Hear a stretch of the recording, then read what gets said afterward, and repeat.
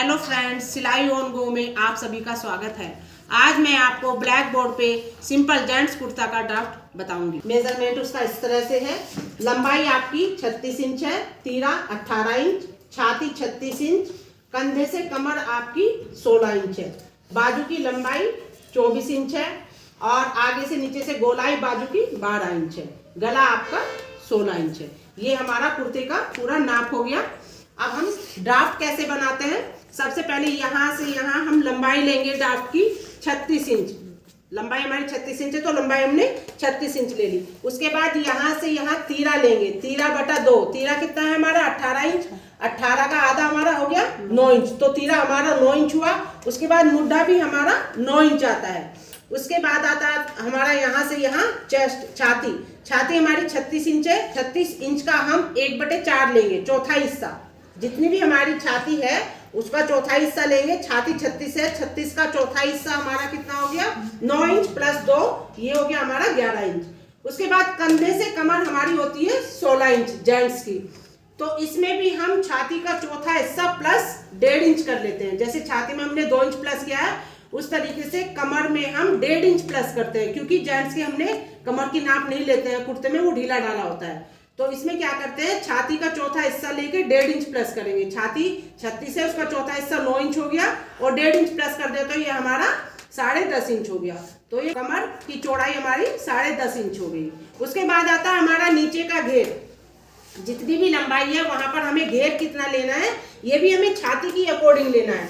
छाती हमारी 36 इंच है, तो 36 का हम तीसरा हिस्सा लेंगे। तीसरा हिस्सा हमारा 12 इंच हुआ, उसमें हम 3 इंच प्लस करेंगे तो ये हमारा 15 इंच घेर हो गया। जो कुर्ता है, कुर्ते का घेर की चौड़ाई हमारी 15 इंच हो गई। ये हमारा इधर से फोल्ड है, बंद भाग है। जब हम इसको खोल देंगे, ओपन कर देंगे इधर से, तो ये हमारा घेर 30 इंच हो जाएगा। फिलहाल फोल्ड हमने ड्राफ्ट बनाया तो ये हमारा यहाँ से यहाँ 15 इंच हो गया। तो ये लंबाई 36 हो गई, तीरा हमारा 9 इंच हो गया, छाती हमारी 11 इंच हो गई और कमर हमारी 10.5 इंच हो गई और नीचे का घेर हमारा 15 इंच हो गया।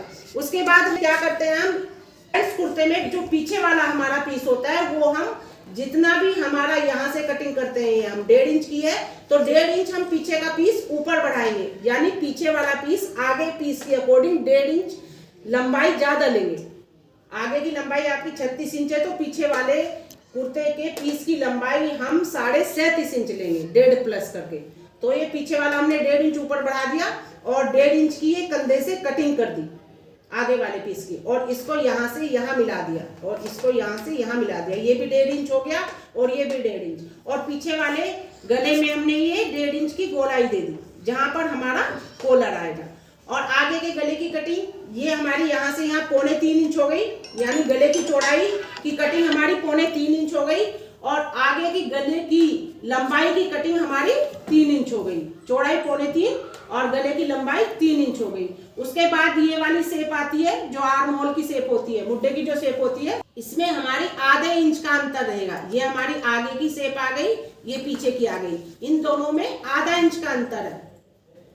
उसके बाद ये यहाँ से यहाँ जो आगे वाली पट्टी बनती है, बटन और काज की पट्टी हमारी, ये हमारी 14 इंच लंबाई हो गई और ये इसमें यहाँ नीचे आके तिरछी शेप दे देते हैं।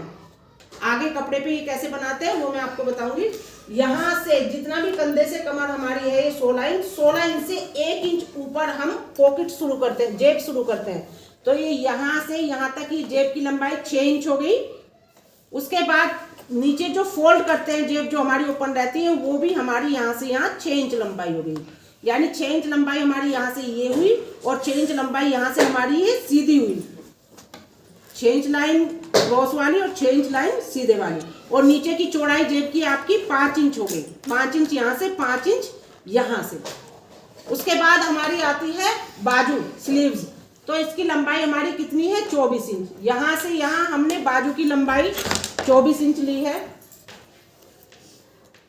ये बाजू की लंबाई यहाँ से यहाँ 24 इंच हो गई। उसके बाद यहाँ से यहाँ जितना भी हमारा तीरा होता है उससे आधा इंच एक्स्ट्रा लेते हैं। तीरा हमारा 9 इंच है तो ये हम 9.5 इंच लेंगे। बाजू की चौड़ाई हमारी 9.5 इंच हो गई और लंबाई 24 इंच हो गई।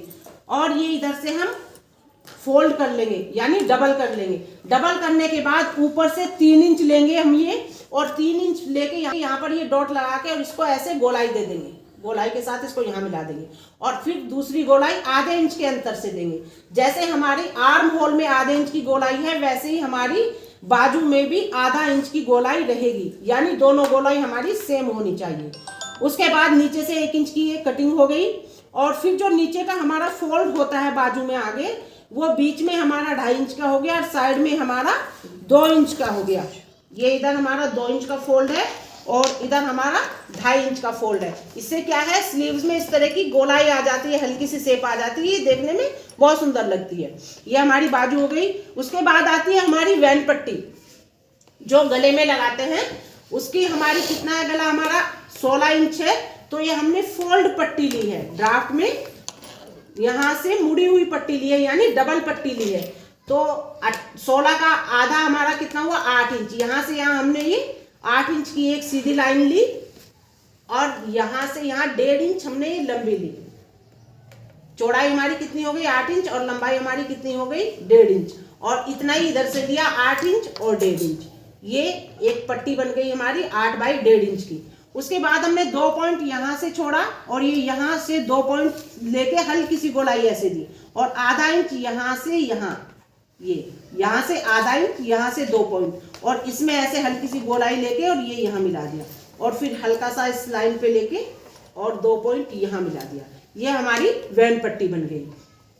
तो ये आपका कुर्ते का ड्राफ्ट हो गया। इसके बाद मैं आपको ये कपड़े पे कटिंग बताऊंगी।